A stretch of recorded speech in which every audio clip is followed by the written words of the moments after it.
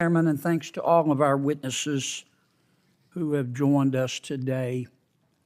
Mr.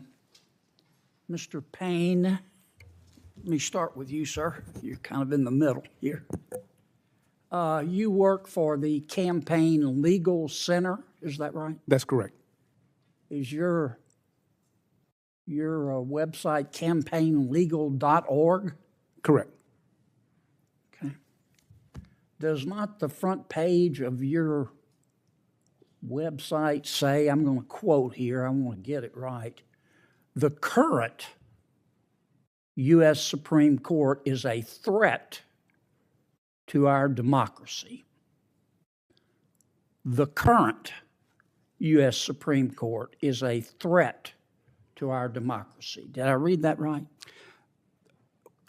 What I can say is that our organization... But is that on your website? I am not certain exactly what's on the website. Here it is, right here, Okay. big as Dallas. What that refers to is the voting rights voting rights cases of the Supreme Court. Our organization is a voting rights organization that fights for all Americans to have the ability to vote. Yeah, but you got to click a bunch of times to find that explanation. I just want to make sure I read that correctly.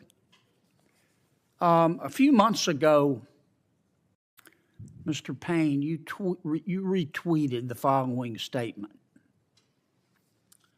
Some justices are politicians in robes who thrive in a system where access and influence are for sale.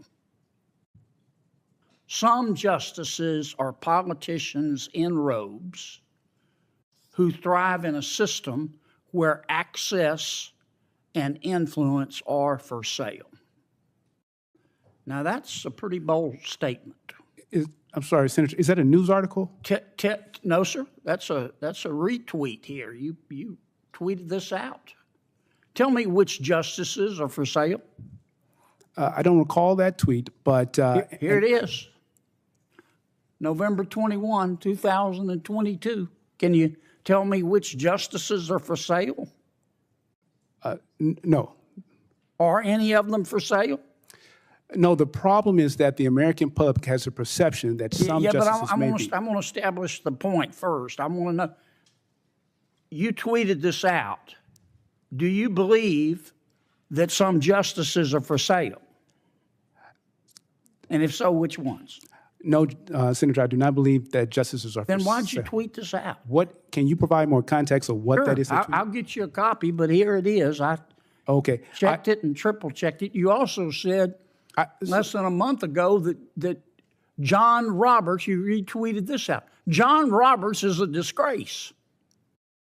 No, I disagree with Justice Roberts. Well, you didn't call him Chief Justice Roberts. You called him John Roberts. No, you retweeted this. No, Senator, I did not retweet that. Yes, sir, you did, right here. I will need to see. Can you provide a copy to me now? But sure. I did not retweet. Can you tell me why you think Chief Justice Roberts is a disgrace? I did not say that, did not retweet that. Oh, okay. Maybe Twitter got it wrong. Someone got it wrong. Let me ask you this, because the unstated premise of all this, sometimes it's stated, but the unstated premise of all this is that some justices have been bribed. Let's just cut to the chase. Okay? Now, let me stay with you, Mr. Payne. Let me go to Mr. Fogel. I don't want to just pick on you, Mr. Payne. You can be looking up on Twitter where you said those things.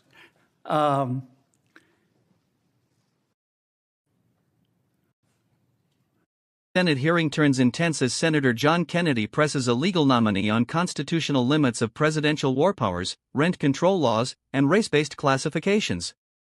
Watch as the exchange exposes uncertainty, legal gray area. Mayor's trip to San Juan, Puerto Rico. You ever been to San Juan, Mr. Fogel? Is it expensive? I keep forgetting. Well, it depends when you go. Yeah. How much you think it costs to go down there? Depends whether you fly first class or economy. What if you fly first class? Oh, probably a couple $1,000s Okay. Yeah. The ACLU, do they have cases in front of the Supreme Court? all the time. They do, all the time? Sure. Do you think the ACLU was trying to bribe Justice Sotomayor? No, sir, I don't. I don't either. I don't either. But that's the unstated premise of all of this. Well, Senator, if I All may, these articles about Justice Clarence Thomas and the Chief Justice in the United States and Justice Gorsuch, who sold an interest in an LLC to a Democratic donor who had never met, that they bought him, isn't it? may I say something in course. response, Senator? I think there are two things going on here today. I think there is a political conflict, which is, as I said earlier, it's very intense. It's hyper-partisan. Both sides have things to say. And then I think there's an ethical issue. When you accuse people of being bribed, it kind I'm not accusing. of gets their attention. Sir, hold on a second. I'm not accusing anybody of being bribed. I'm not. But some people are. Some people are. The reason I'm here is I think that there is an ethical issue that, as Senator Graham said earlier, it would be good for the court to think about in terms of being more transparent. That is what I care about. That's the only thing I care about. There's a lot of political back and forth that's very interesting. I'm interested in it as a citizen of the United States.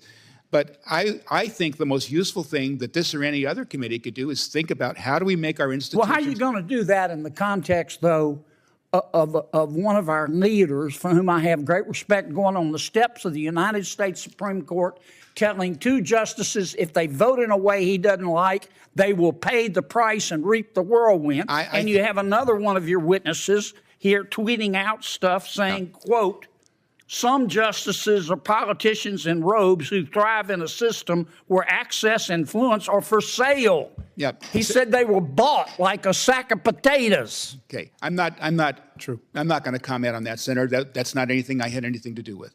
So, Did I hear the gavel? thank you. I hope. Thank you, Senator Kennedy. Senator Hirono? I'm sorry, I got it wrong. Blumenthal. Senator Blumenthal.